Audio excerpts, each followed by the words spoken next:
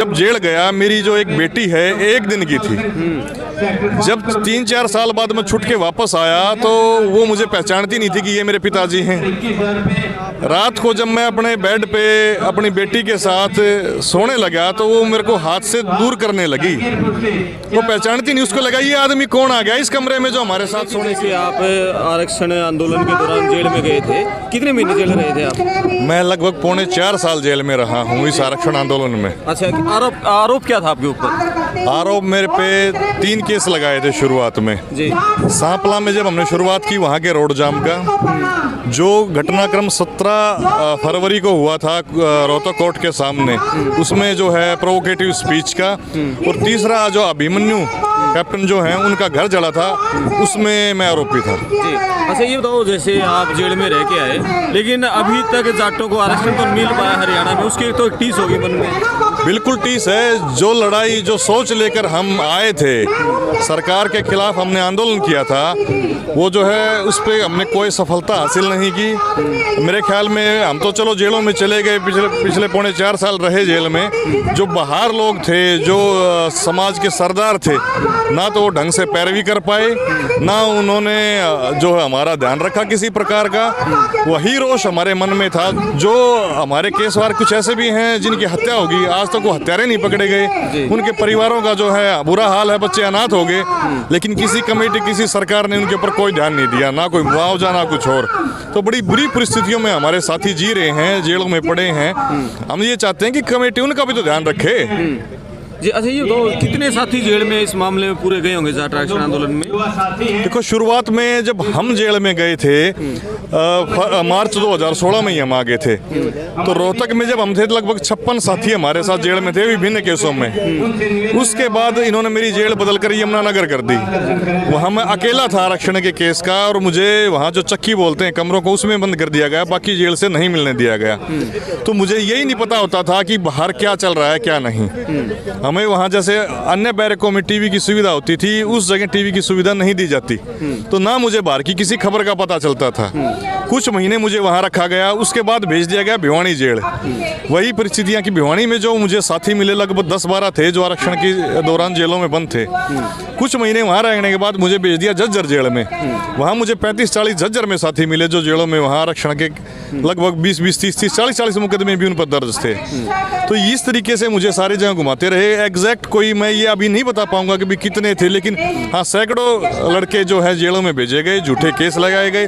अब सोच के देखो एक साधारण सी बात कि कोई ऐसा नौजवान जिसके ऊपर जिंदगी में एक भी केस ना हो पहले, और उस आरक्षण के दौरान उस पर 40-40 केस लगा दिए, क्या वो अचानक से इतना दुर्दांत अपराधी हो गया? और वो भी सेम केस, जैसे एक कहानी लिख दी गई हो और धाराएं जोड़ दी गई हो, 10-10, 20-20 लड़कों पे सेम। तो ये सब जो है सरकार की साजिश थी, अधिकारियों की मिलीभगत थी, और झूठे केस जो है दायर किए गए। अब उदाहरण के तौर पर आप ये देख लो कि जो अपने मुरथल में कांड जो बदनाम हमें किया गया, ना आज तक कोई मुद्दा ही मिला कि मेरे साथ हुआ है, ना कोई चशमदीद मिला कि हाँ हमने देखा है। सिर्फ किसी पत्रकार द्वारा ये बात कही गई और वो भी बाद में झूठा मिला। ऐसी कोई घटना नहीं हुई। ये सिर्फ और सिर्फ हमारे समाज को बदनाम करने और उसका नाम खराब करने के लिए सरकार द्वारा एक प्रायोजित साजिश थी। जी। ये बताओ, जैसे लेकिन जाट सरदारी भी आपने कहा साथ नहीं दे भाई, कहाँ कमी रही? हमारा जो नेतृत्व था, क्या उत्तर प्रदेश के इस्फल मलिक के हाथों में चला गया था, या जाट आरक्षण संघर्ष समिति थी उसके बहुत मोटा चंदा उनके पास आया था? कमी कहाँ रही? हमारे हरियाणा की सरदारी में कमी रही, अपना अच्छा लीडर नहीं चुन पाए वो? निश्चित रूप से कुछ न कुछ हो सकता है, ये बातें भी हों, लेकिन जो हमने महसूस की इस बारे में कि ये जब हम जेल में चले गए थे, समितियां बनी, हमारे जो हरियाणा के थे वो बैक आउट कर गए थे, पीछे हट गए थे इस चीज़ों से, क्योंकि उनकी काफ़ी बदनामी हो चुकी थी। उस वक्त यशपाल मलिक आए और यहाँ पे आके उन्होंने अपना आंदोलन शुरू किया। इस गांव की धरती ने उनका पूरा साथ दिया, उनका सम्मान किया, और उन्होंने हमारे लिए बड़े बड़े वादे किए। जनता ने कोई कमी नहीं छोड़ी, हरियाणा की ने करोड़ों रुपए यहाँ चंदा दिया गया कि भी आरक्षण की पैरवी करो, जो बच्चे अंदर गए उनकी मदद करो, मुकदमों से निपटाओ, और जो शहीद हुए हैं इस आंदोलन में उनके परिवारों की आर्थिक मदद की जाए। वो सब चीज़ें पीछे छूट गई और नई चीज़ें बीच में आ गई, चाहे भवन निर्माण हो या कुछ और चीज़ें हों। अब इसमें मैं अकेला किसी एक व्यक्ति का दोष तो नहीं दे सकता, कहीं ना कहीं आपस में मिली भगत होगी। अब ये आरोप लगाया जा रहा है कि जो अशोक बलारा जो हरियाणा के थे और प्रदेश अध्यक्ष भी बनाए गए थे, राष्ट्रीय महासचिव भी बनाए गए थे, जो आज इस समिति में नहीं है, बताया जा रहा है कि उनको ये वो दिया गया जिम्मेवारी कि भाई आप उनको सुध लो, उनकी मुकदमों की पैरवी करो जो अंदर गए हुए हैं। उन्होंने बोला हमको गुमराह किया, गोलमाल किया। अब इस बात में कहाँ तक सच्चाई है, कहाँ तक झूठ है, ये बात हमें अभी नहीं पता। जब अपनी बातें यशपाल मलिक के सामने रखी, पूरी कमेटी के सामने रखी, तो उन्होंने अपनी गलती स्वीकार की भी हमारे से गलतियां हुई हैं ये, और हमें थोड़ा समय दो कि हम ये गलतियां सुधार लेंगे। और अगर नहीं सुधार पाते तो आप स्वतंत्र हैं भाई, आप हमारे खिलाफ आंदोलन करो या जो भी करो, हम अपनी गलती फिलहाल मानते हैं, ये इनकार किया है। आप सबसे लंबे समय तक 4.5 साल तक आप जेल में रहे हैं, आपका कितना खर्चा पूरा घर पर, कितना प्रेशर, और आपके पीछे से घर की हालत क्या रही होगी? देखिए, खर्चे की बात तो मैं ज़्यादा नहीं करना चाहता क्योंकि परिवार सक्षम था, तो हमें ज़्यादा दिक्कत नहीं आई व्यक्तिगत रूप से। लेकिन मानसिक और शारीरिक जो प्रताड़नाएं हमारे परिवार ने, मैंने खुद झेली हैं, वो हम बयान नहीं कर सकते। और हमारे जो साथी और थे इसमें, कोई अब ऑटो चला रहा है, कोई किसी की ड्राइवरी की नौकरी कर रहा है, कोई जो है दुनिया से ही चला गया है, कोई बेचारा कुछ और कर रहा है। ऐसे बहुत से साथी थे इस आंदोलन में जिनका खेती बाड़ी या कुछ और काम था, घर में कोई कमाने वाला नहीं था, उसकी किसी ने सुध नहीं ली। और जिसका मर्डर हुआ हमारे इस केस में, जिस साथी का, उसके घर में कोई समिति वाला आज तक नहीं गया कुछ भी, तेरे घर में तेरी एक पत्नी है, उसकी 2 छोटी बेटियां हैं, घर में कोई कमाने वाला नहीं है, कोई जमीन भी नहीं है। खेड़ी साथ गाय विजेंद्र और भोकल, उसकी हत्या कर दी गई थी, लेकिन कोई कमेटी वाला, कोई संघर्ष समिति वाला, कोई उसको जाके घर में मदद दे के नहीं आया। हम बाहर आए, उसके बाद जो हमारी थोड़ी बहुत मदद की वो हमारे खापों ने मदद की कि जो लड़के काफ़ी गरीब हैं, अब यहाँ तक कि भाई वो अपने खर्चे पर चंडीगढ़ जो है कोर्ट में जाने में भी सक्षम नहीं है, उनके लिए 2 बसें चलाई गई हैं, 1 आध गाड़ी भी अरेंज की गई है, और जो वकील हैं अब उनका ये खर्चा भी दे रहे हैं खापों वाले।